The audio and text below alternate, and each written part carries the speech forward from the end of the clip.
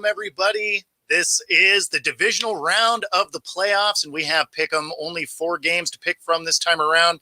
Had some surprises this last week, and of course, as you can see on the screen, I am joined again by John Ryan. He's been here a couple of times, professional sports bettor, and welcome back. Welcome back. Oh, thanks a lot for having me. Seems like we were just on a show together not too long ago, but this will be good. 4 games, 4 big, tough picks, though. This isn't the time for people to be, going for it and taking that leap of faith that you have a bet that's going to win before the game even starts. So just a word of caution before we get into the deep dive into these matchups. Yeah, no, there is definitely that. And of course, as you get closer to the big game, obviously the teams become far more balanced. So, wild card rounds, you always have some upsets. Generally in the divisional round, everybody's pretty much a good team. So anytime you see some of the big spreads that you have in these games, they're hard to take. Not a huge fan of them, but we'll go over the ones that I missed from this last week. And mostly it was the East. I didn't have the Cowboys and the Eagles both dropping that. The Cowboys just looked like they were probably looking past Green Bay. They just didn't do anything particularly well. Obviously, Dak became Dak and threw interceptions. Something you kind of thought he was going to do all year. And he only had 2 in the game, but he could have had 6 of them. Yeah, the game reminded me of the movie The Replacements, where you may remember that cool scene where that one team gets distracted by the actions on the sidelines, and that's kind of how the Dallas Cowboys were playing. Yeah, no, it was pretty ugly, especially defense. For them to be out of position in just about every way possible, they were playing cover 3, so they kind of had the deep thirds there. They were conceding throws kind of underneath, but then somehow we're still out of position for deep balls. If you were watching their defense, you had to be disappointed. Big time. And no defense was worse than the Philadelphia Eagles. Not to bash anybody. I don't like talking negative. I don't like talking gossip or rumors or anything like that. But it was very uncomfortable watching that team play because they had no desire to even try to tackle a guy, and it was really disappointing to see. Yeah, that team is uninspired a team as you could possibly find. On offense, they weren't really engaged, but to your point, on defense, the play that really comes to mind is,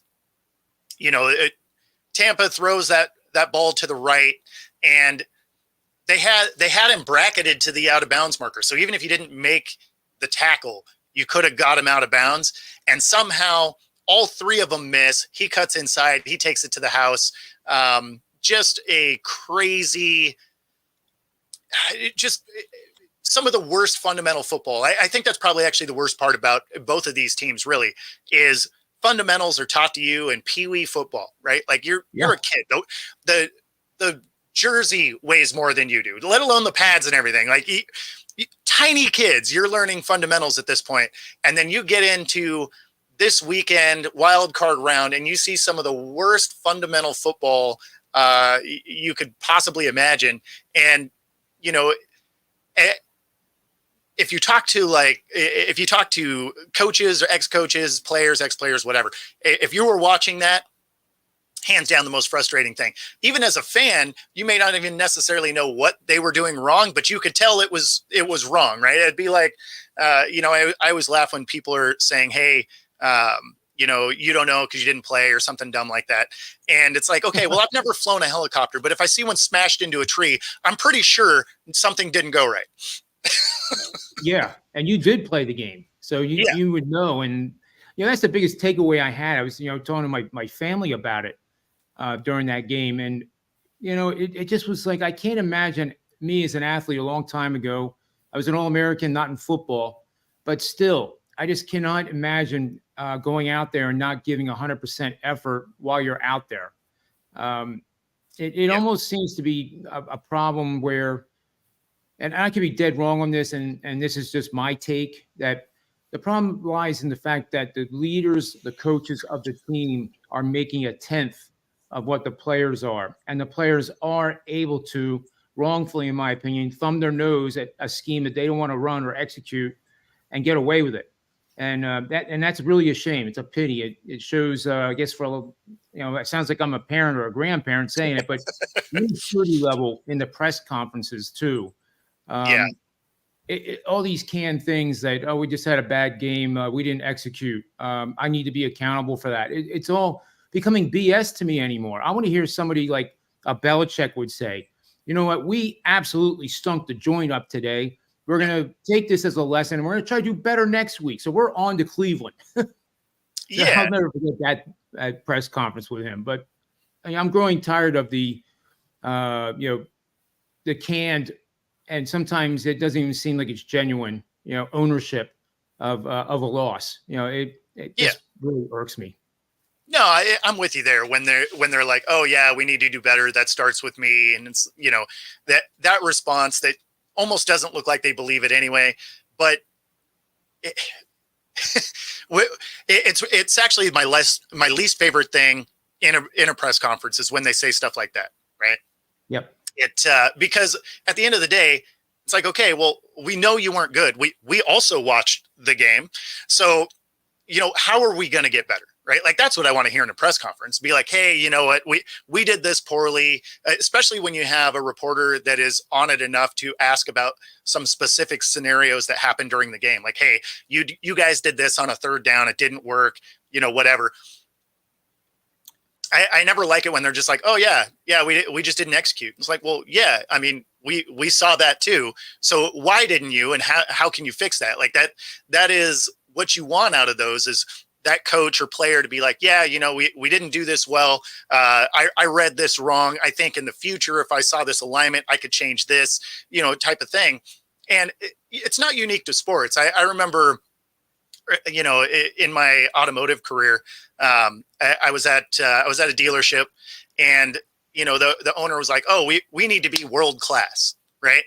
And it kept going on about this whole store meeting, like, hey, we got to be world class and all of that. And it's like, okay, well, cool, but you didn't give us a plan, right? Like you didn't say what we were doing that wasn't world class. You didn't say how we were going to achieve world class, or what world class even means to you, right? And so all of those meetings go through, and then you leave, and similar to these press conferences, you leave that press conference, you're like, I have less information than what I walked in with. Like, yeah, okay, so you think we're not doing whatever, or we need to be better. Okay, well, what does that mean? Like, what's that look like? How are we gonna get to where it is you are trying to get? Yeah, for example, a lot of these defenses against the Eagles, and a lot of these defenses, period, and I think you'll agree, play that cover 2 shell. So maybe a little discussion of what the cover 2 shell is and why it defeated our team, and what we're going to do the next time we face it. Because, I mean, you're not giving away the holy grail of football knowledge. It's adjustments, and the teams that are making the best adjustments are the ones that we are seeing this weekend. So it's not like sign stealing or anything like that. The teams will adjust. And I think in the case of the Eagles, when the 49ers really did what they did to them, that was the recipe. That was the detailed recipe of what you do to keep Jalen Hurts out of that RPO, and it was successful right down the stretch, and they didn't have an answer.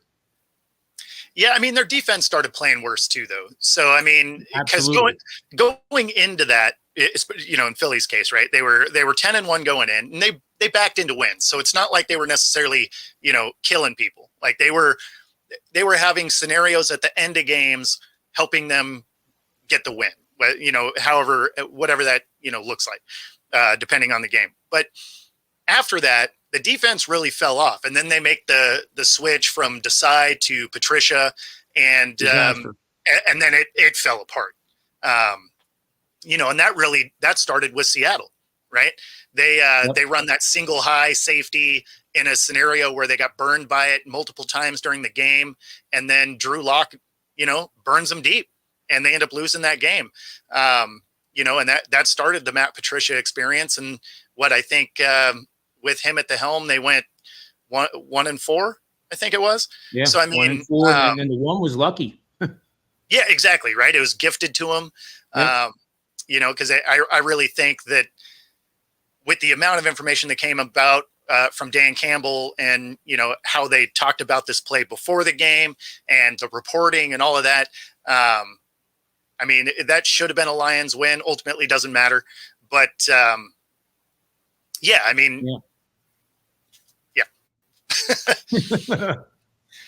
That would be Crazy fun stuff. to listen to that, though. I hope somebody listens to this and says, you know what, maybe we should talk more detail about our strategies and execution and, what we have to do better, even just running the route better.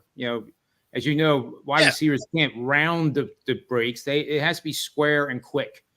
And if they round it, maybe that's by design for a double move, but still, they weren't doing that.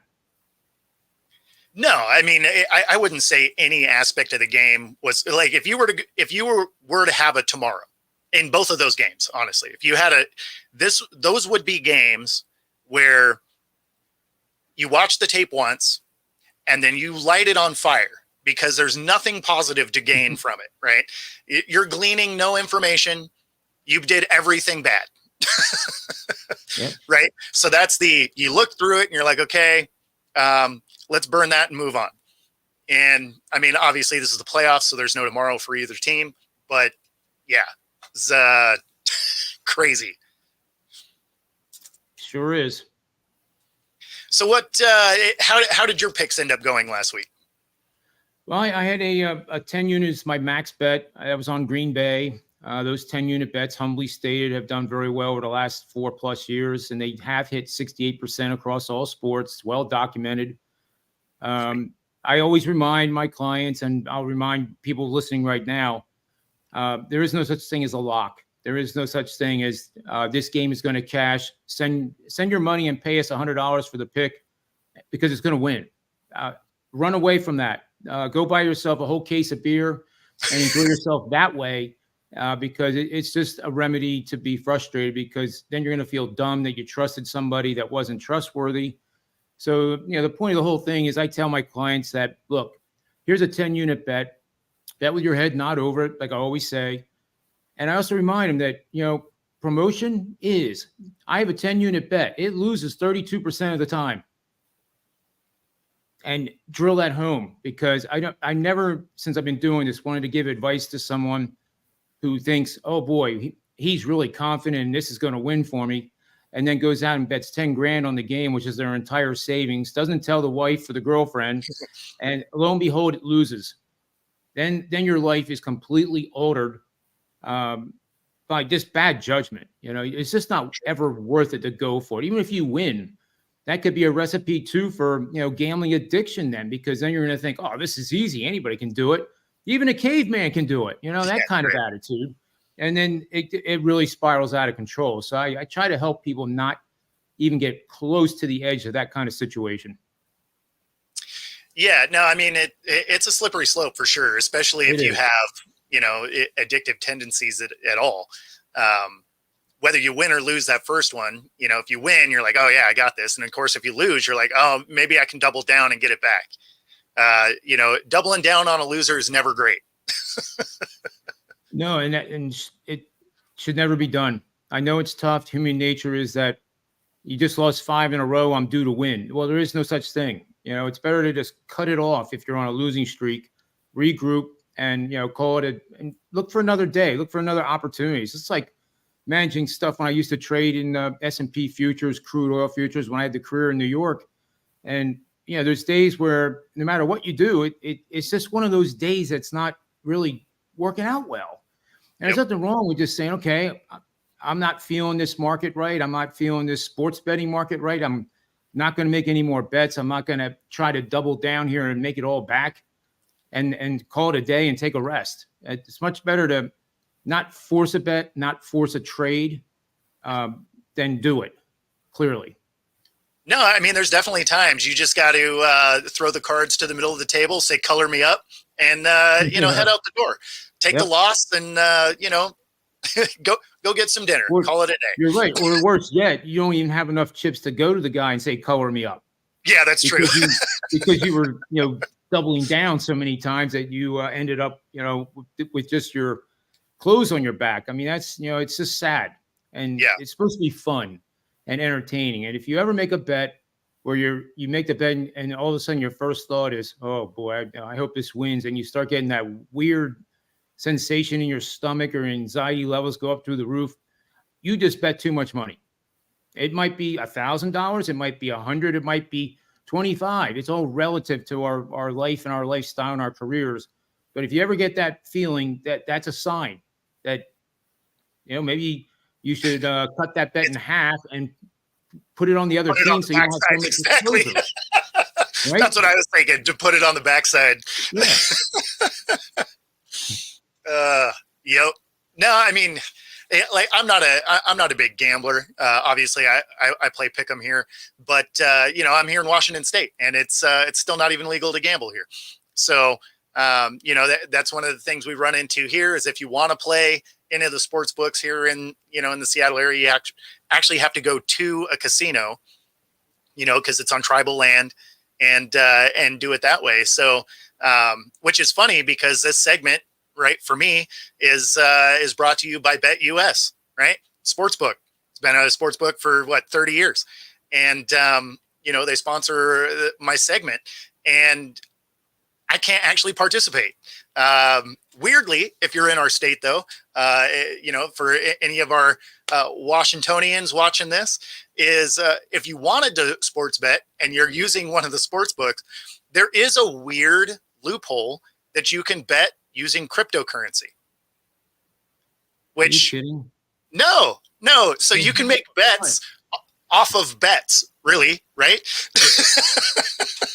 Because you're already gambling with the crypto. But yeah, so there's a weird loophole that somehow, if you have cryptocurrency, you can use crypto to do sports betting, which is bizarre.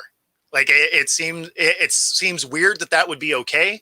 But I guess they look at it as you're trading a stock, I guess, a commodity of some sort, but very, very strange. That is very strange. Very, wow. So you just convert it into Bitcoin and there you go. Yeah. So, I mean, there's technically a way to sports gamble without going to the sports book here. Say it's at the Snoqualmie Casino or Angel of the Winds or any of those. It's just bizarre that is an option. I mean, I guess it's an option because it's currently a stock of sorts, right? And you're allowed to participate in that, and you can buy and sell and do whatever you want with those. So I guess that's how they skirt the system there, but a very strange way to go about it. But I guess if you're looking for a way to do it, there's a way. That's quite interesting. So what other sports do you bet in? You said you're across all platforms. So what's your model for different leagues? Well, they're all the major ones: NBA, college hoops, NHL, PGA Tour. PGA Tour is more of doing lineups for DraftKings. Okay. So what I do there is I have a list generally from 20 to 25 that the model produces. That of those players, then it's up to the client to pick their top 5 golfers, or 6 golfers, I guess it is, and produce their lineup. And it's been interesting that from those pools, there really is always 1 or 2, maybe more clients cashing, on those big $1 million things. They're not winning the $1 million, but they're, sometimes almost making $1,000 on a $25 entry. So I kind of like that because I feel like I'm providing a resource that's useful, and then it's up to the user who pays for the information to then do what they want with it, and if it's successful, hey, that's great. If you make more money than I did on my lineup, then hey, tell me what you did and why you picked that guy, and we'll all learn together. You just can't do anything in a vacuum. I mean, that's a overused phrase, but still, you need to, just like learning stuff from you, Bo. If I didn't have this show, I wouldn't be more knowledgeable if I didn't do it. And the other shows that you do, you learn from the other guests, and Sure. It's I call it eclecticizing. Like you can relate to this because you may not like in your career as a teenager and then into college, you won't like all your coaches. You definitely won't. But you can take Yeah. pieces from each coach and eclecticize, if you will, and all of a sudden you have a really good core of values that are useful for that sport. So I kind of like that theme. No, I'm with you there. I mean, you can gather knowledge everywhere, right? Because the only thing that I know as I've gotten older is I know less all the time. Yeah. It's funny because when you were a teenager, you're like, all right, I'm smart. I got this worked out. And then you just realize you're dumber and dumber as the years fly by. Yeah, what was the quote Mickey Mantle had? It's amazing how little I know about a sport I've played all my life. I'm Absolutely. pretty sure it's not maybe word for word, but you understand the meaning of it. That I've done Absolutely. this all my life, and I now know that I know so little about it. Oh, yeah. Yeah. Yeah. I mean, you never have it figured out. And I mean, especially with sports, because they're always evolving anyway.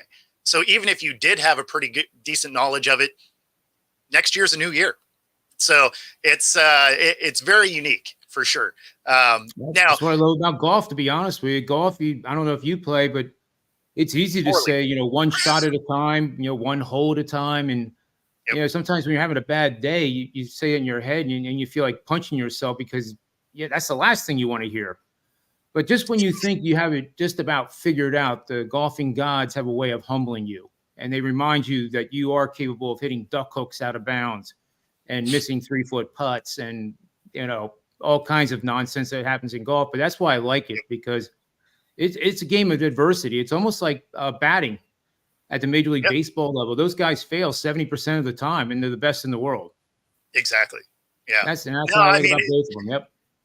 the good thing about, being bad at golf is there is the drink cart that comes around. Because, Well, I like you mean, said, one shot at a time, right? yeah, exactly.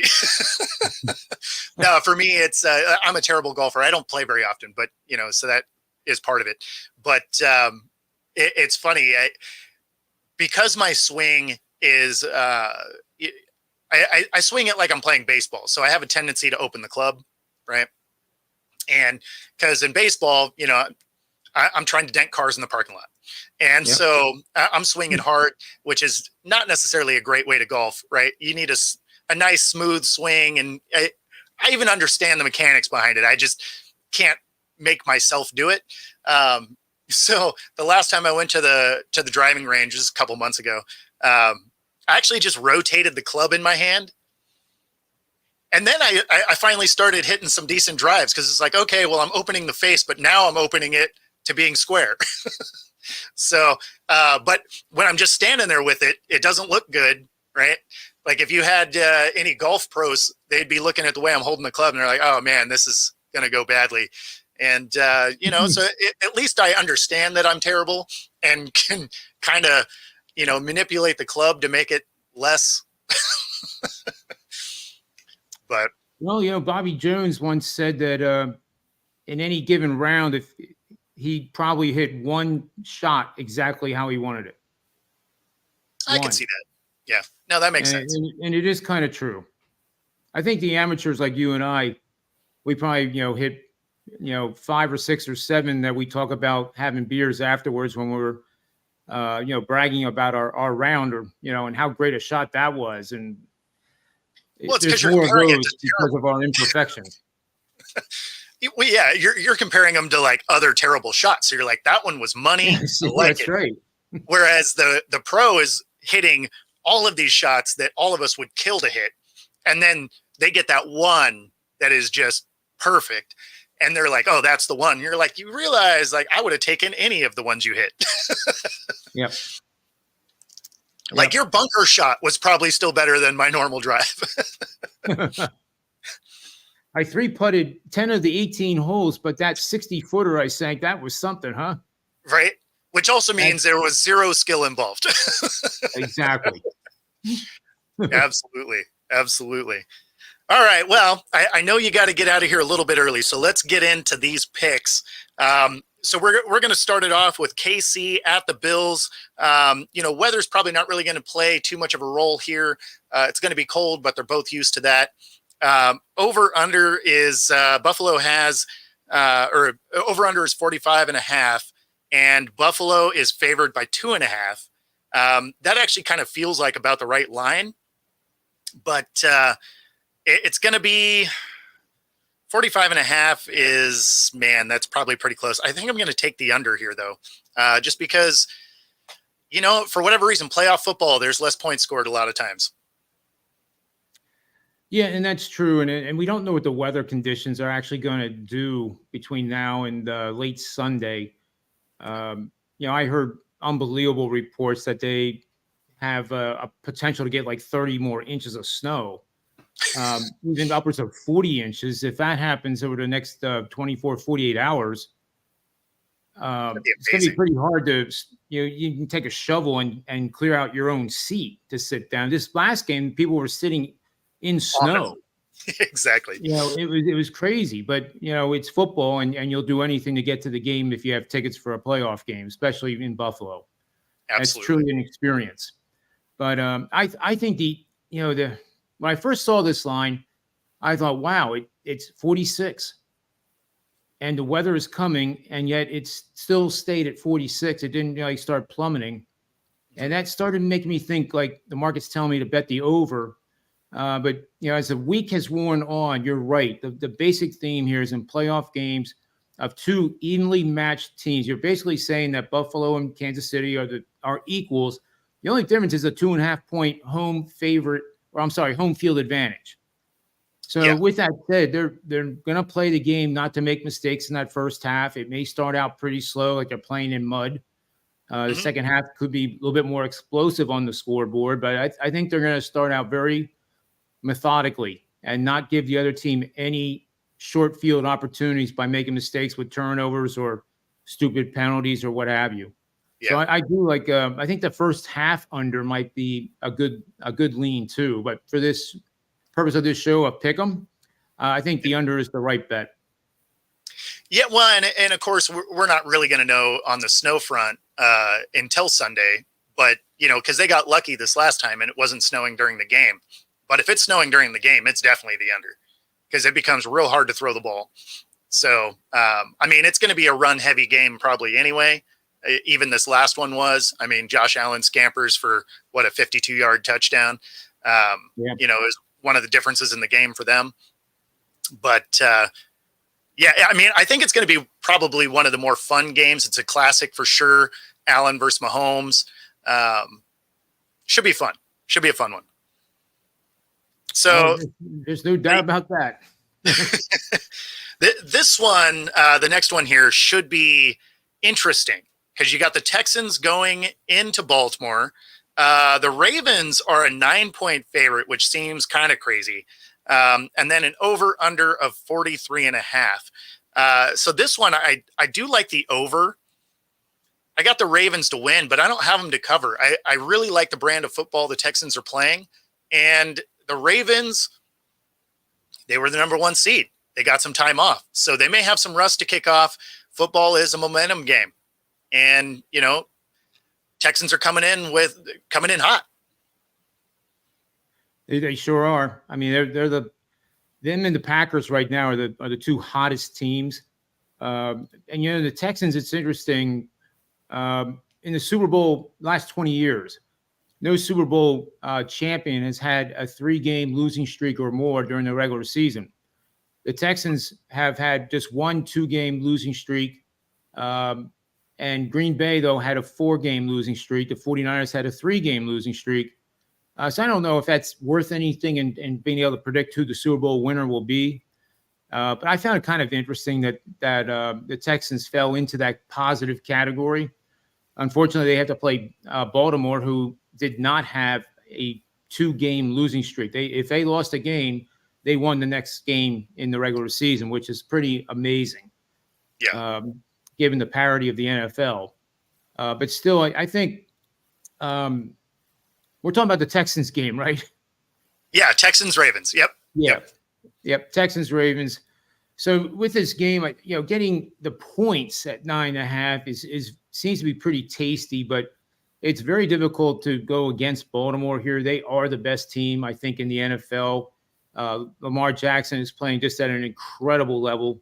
And it does seem like they are on a mission. And maybe that mission includes the two brothers, Jim Harbaugh and John Harbaugh, winning their respective championships. That certainly would be motivating to me if my brother won the NCAA and I'm having a chance to win the Super Bowl. That would be pretty cool. I think my parents would be pretty proud of that. But nevertheless, that doesn't really impact the games. I just think that Baltimore has way too much, and then, like you said, the run game is going to be very important in this game. That sets up play action for Lamar. Lamar is definitely an RPO guy, and I just think they wear down that Texans defense and they get it done. So do you think they cover? I actually don't. For a pizza money bet, just for fun, and this is only because in my mind, I just want to do this for like $10, $20. I'm going to take Houston and Green Bay money line and parlay them together.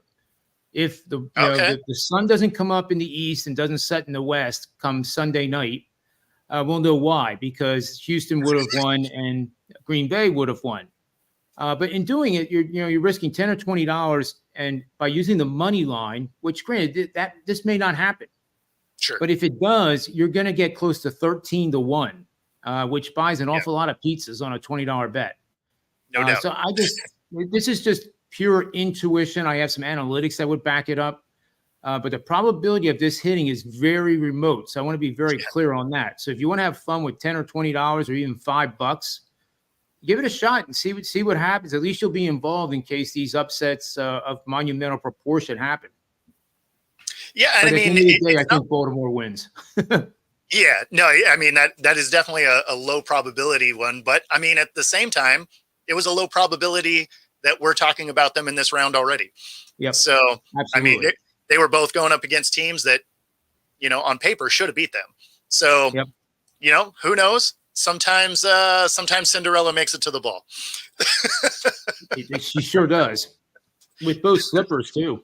Yeah, that's right. It how weird was everyone else's feet that there wasn't one other person in that town that they fit on? Yeah, that was part of the childhood experience, I guess. You're afraid to ask your parents, like, what's up with this shoe size? Right. Because how small or big were those feet? All right, so this one is Bucks at the Lions. Gonna be kind of a fun game. Baker is playing extremely well. The Lions obviously want this more than anybody, and so lots of storylines here. Detroit is a 6.5 point favorite. Over under of 48.5. I do actually kind of like the over here. This is a indoor game. Yep. So weather will not be a problem. If you happen to watch that press conference, you know what we're talking about. But that was the most ridiculous question ever in the history of press conferences. It was pretty amazing. He was super respectful. I mean, it was a pro way to answer the question. I might have been a little bit sarcastic because that's me. So I don't know if I could have done it the way he did, but he took it like a champ. But in any event, it may only be 13 degrees in Detroit, but it's not going to matter because it's going to be 70 degrees inside. Yep. And the weather will have no effect. Yeah, that was pretty funny. I think I would have said, are you a reporter that's supposed to be doing the coverage of the Buffalo game? Right. You just walked in the wrong room. Yeah. No, absolutely. So this one, I have the Lions. This is another one I don't have them to cover, though. Detroit has historically been kind of playing with their food this year. They've been getting wins, but haven't exactly beat up on teams they should. But I do like the over. Both teams should be able to put up points. There's some issues with the Detroit defense. You can score on them. And the Bucks, they have a good defense.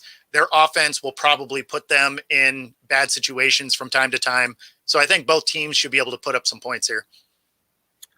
Yeah, I like that take too, and I think Detroit is going to win this game handily.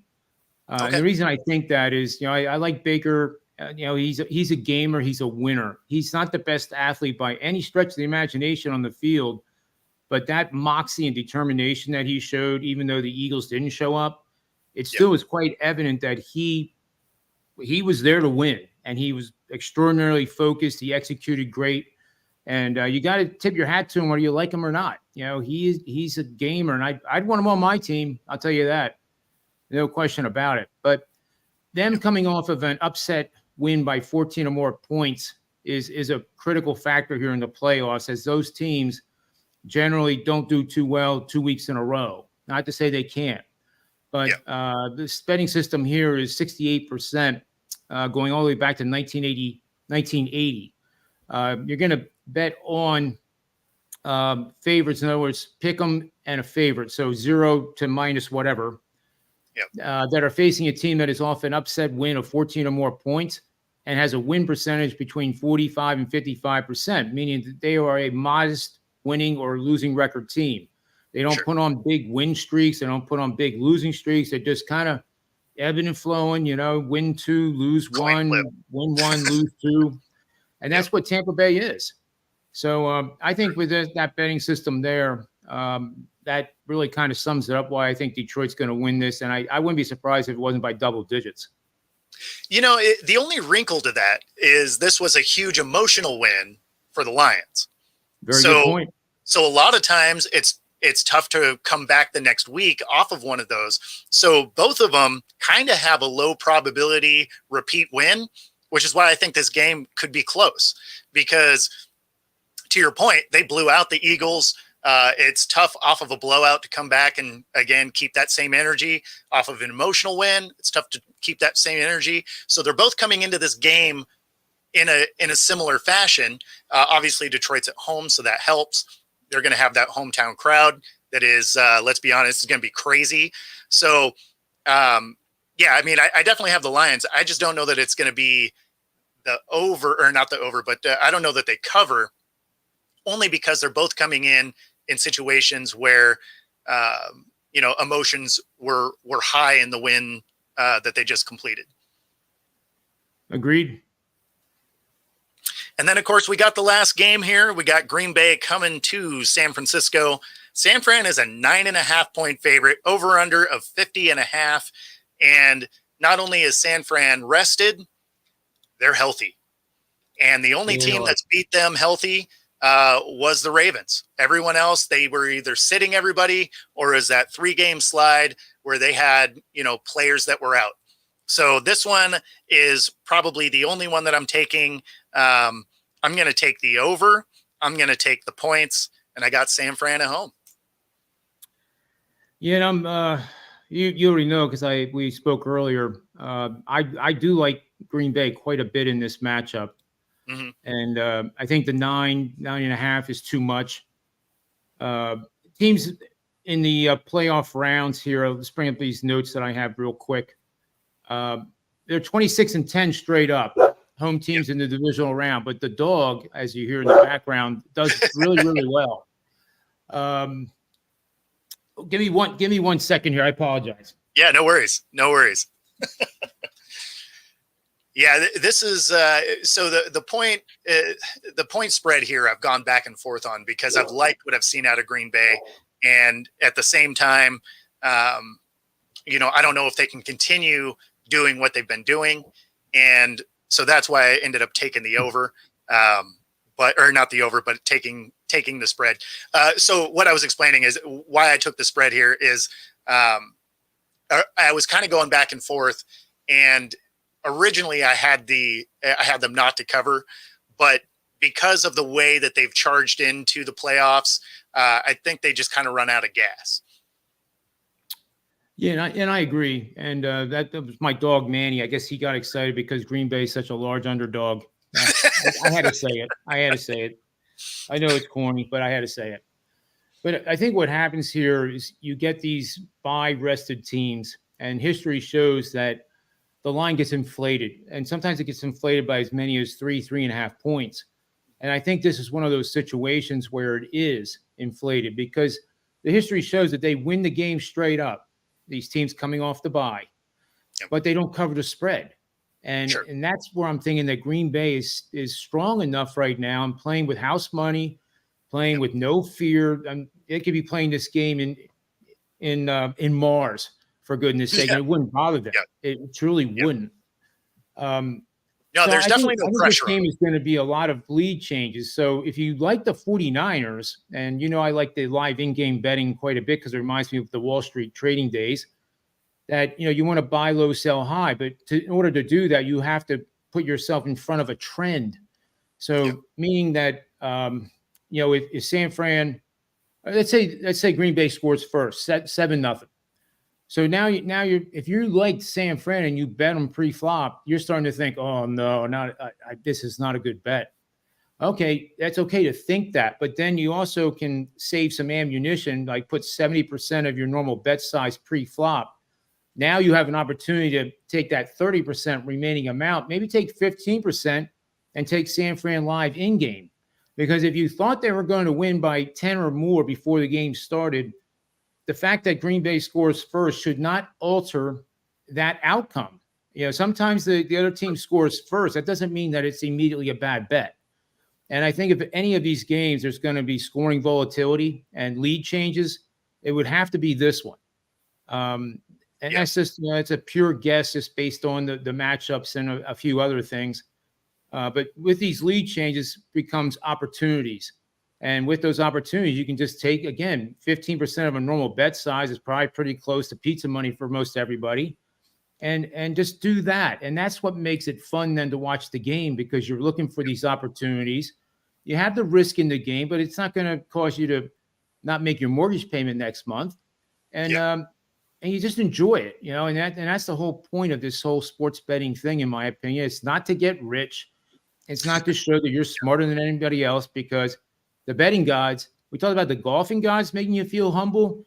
Well, betting gods can really, believe me, make you feel really stupid, and I usually get pretty nervous when I'm on like an 8-0 run, because I know logically, it's not like I'm a negative thinker, but I know the reality of the situation is that I'm going to have, if I can get through the next 8 picks, 4-4, that's great. I'm happy as a lark, because now I'm 12-4 at 75%. We're still clipping along really well, but that's the reality.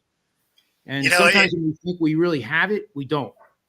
No, for sure. And it's funny because when you're on a losing streak, you're like, oh, it should turn around. And there's nothing that indicates that it should. But when you're on a winning streak, you also think it could turn around. And probability says it probably will. Right. It's funny because it's funny because it's the same principle either way, but one of them, for whatever reason, seems more likely. Yeah. Yep. Yeah. No, it's funny when you look at, if you're doing pick 'em before the games are played versus in-game picks, it's kind of like buying a stock versus day trading. Right. Like when you're in there in-game betting, all of a sudden that is day trading. You're looking for all of these little, these little ebbs and flows through the game. You're like, oh, okay, this is where it dropped. I want to put the bet there. To be honest, I was actually going to tweet this out too, because I do that during live in-game sometimes when the games are on. When it was 17-0 in the Eagles game, I was looking at the numbers, and I was running how many times these playoff teams have been behind that have been favorites. And it really was showing me a reason to jump on it with like a 50% bet. And I after I saw a couple missed tackles on top of the several dozen that I already had witnessed, and the fact that the Eagles offense didn't know how to run any other play than a bubble screen, I decided to just not do it. So you got to use common sense too, I think, with live in game, that you just don't arbitrarily just keep going back and forth with the flow of the game. Sure. You got to have a plan before the game starts and then stick with it. Or you don't stick with it, which was my case. Well, and you definitely have to pass the eye test, right? Like if you see a team that is just emotionally flat and not playing particularly hard, it's probably not the team to throw money on. Right. Exactly. Like sometimes just protect the money, live to play another day, right? Yep. Absolutely. Absolutely. That was Yeah. choreographed. Yeah, exactly. No, those two games again were the weirdest games to watch. The Dallas game and the Eagles game. They were just so bizarre because they were so uncharacteristic of what we thought we were going to see. I mean, we kind of thought Dallas could drop the game, but you didn't see them just getting ran off the field, right? And they had some garbage time points, so the box score doesn't look as bad as that game actually was. And then the Eagles, they just looked so terrible in every facet of the game. Even though we had that 1-5 stretch going in, you kind of thought they would have got their stuff together for one game, right? Like they would have came in and been like, okay, regroup. This is a get right game for us. And man, it just wasn't. Like they didn't show up to that game. I mean, I'm not even sure the Eagles really got off the bus. Oh, you're muted. You're muted there. Uh-oh. What happened? There we go. Oh, there we go. Yeah, sorry about that. I'm just trying to keep Manny a little quiet here. Oh, funny. He's still excited about Green Bay. But anyway, I was saying that I don't even think the Eagles realized they took a bus. And that's how unfocused and dysfunctional the team had become. They're going to have to try to work that out over probably a lot of years now. And hopefully they pull it together because it was a pretty exciting team last year. Mm-hmm. And to watch this happen, and it's not the first time it's happened. It's going to happen again in the NFL where you have a team get out to a great start. We saw the Jets do that many, many years ago. In Eagle lore, I know there was the Ray Rhodes season. There was Rich Kotite, who I think was 8-0. I mean, honestly, did not make the playoffs. We watched it twice this year because the Jags did the same thing. Yeah, they were 8-3. I mean, they had a great start to the season and then had an epic collapse. Yeah, that's another take-home point here for next year that people should write down in a notebook is that the darling preseason was Jacksonville. They were the team that was going to unseat the Kansas City Chiefs. They were going to be the new kings of the AFC. And for whatever reason, when the sentiment gets that bullish on a team, it's not a good sign. And I can't quantify and tell you in detail why these things have happened. I just can tell you they happen. And it's unfortunate, but they do. Yeah, well, and then when you look at it from the other end, you had the Bengals. They started off with a horrendous beginning, and if Joe Burrow doesn't get hurt, they're probably in the playoffs. And they had one of the worst starts probably for a team that potentially could have made the playoffs in NFL history. Like it was amazingly bad. So, I mean, that's probably the biggest thing with sports betting is anything can happen, and most of the time it does. Exactly. So never bet too strong because that'll be the bet that doesn't pay. Very good advice.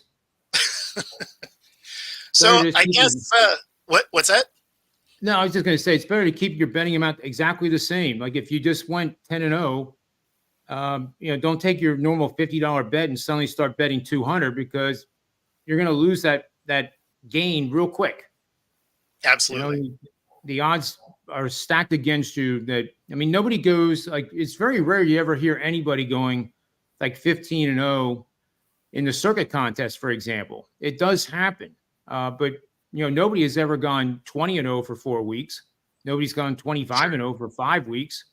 And it really shows how tough it is. There's a VSiN contest over on their site that it really provides a lot of reality. And I really like it the way they present it. And they take a lot of the pros in Vegas and a couple amateurs. Mike Palm of the Circa fame is part of the contest. And very few of them were even above 50% this year in college football in the NFL. Now, they have to pick 7 games every week, which is a lot. The more games you bet, your win percentage is going to go down. And I always recommend not doing more than 3. on any given, if you're a recreational bettor, because the more you bet, the more you can lose. It's not the other way around. Yeah. But it shows in reality that these guys really are smart. I mean, Mike Palm sets the lines, for goodness sake. And you would think, oh my God, he'll probably win 90%. Not the case.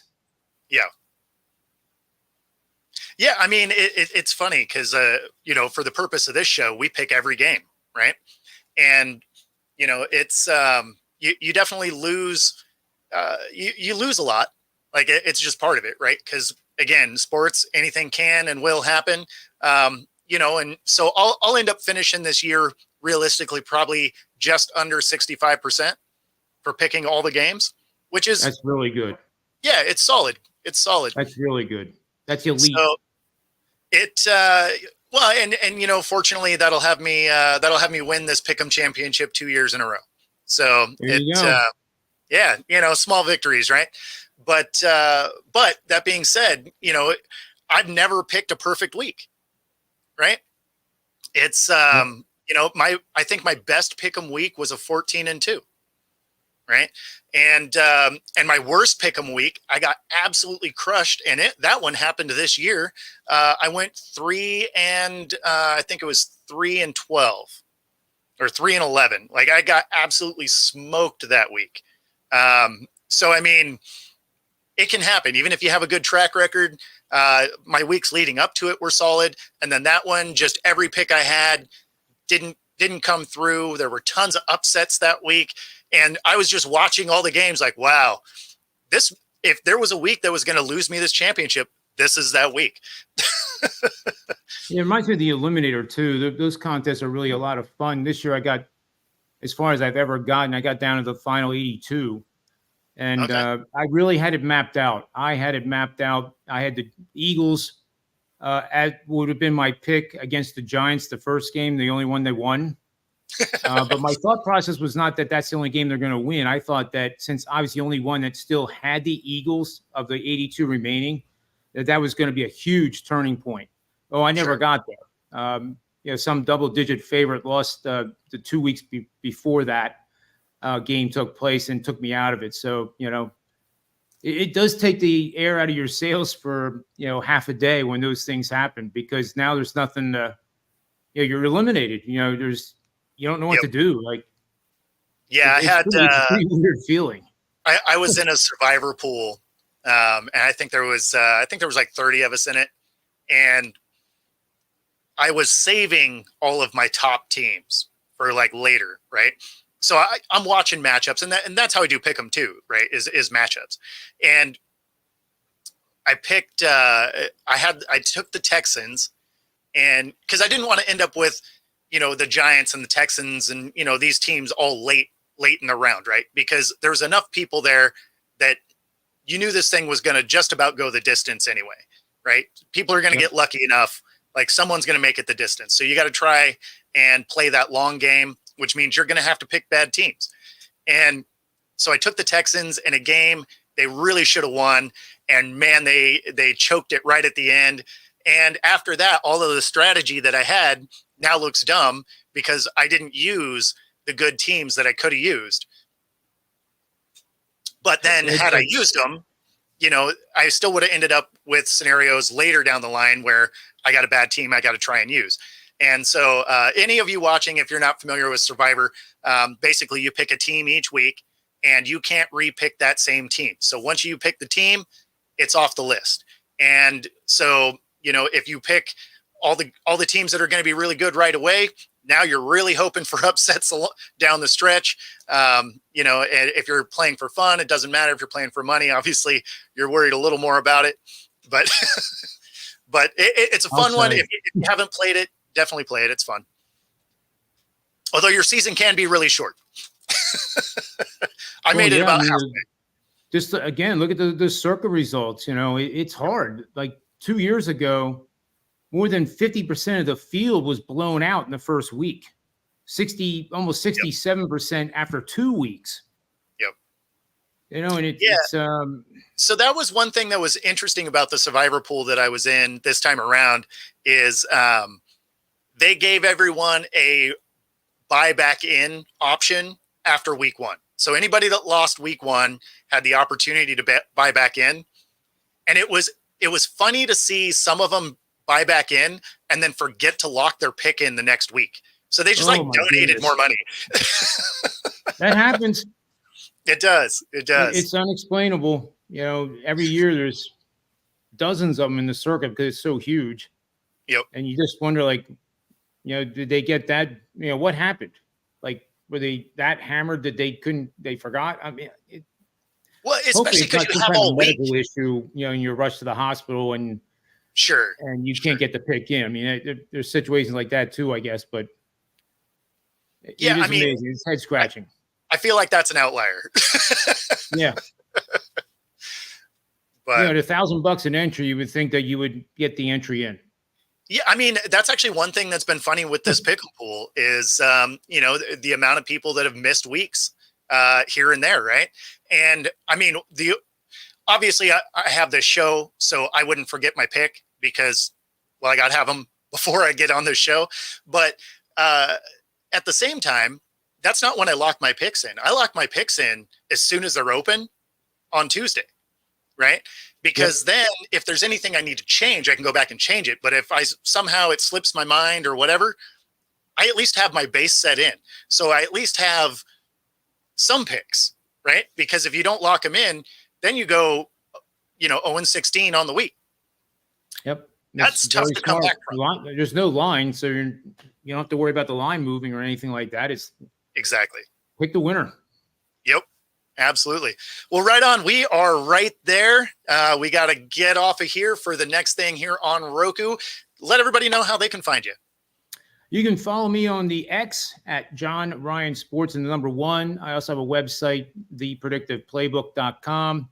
And also on Instagram, John Ryan Sports 1 again. And I write for RotoWire. So I'll be putting out the NFL article tomorrow for this weekend. We'll probably have probably 30 different situational angles supporting one team. It might support the other team too. So it's a handicapping process. You can find a lot of angles for both teams, and then you have to use your intuition and your intelligence and common sense to try to, separate the noise from what is really valuable, and then make your bet. So hopefully that's a good resource to check out, and you'll benefit from it, I hope, greatly.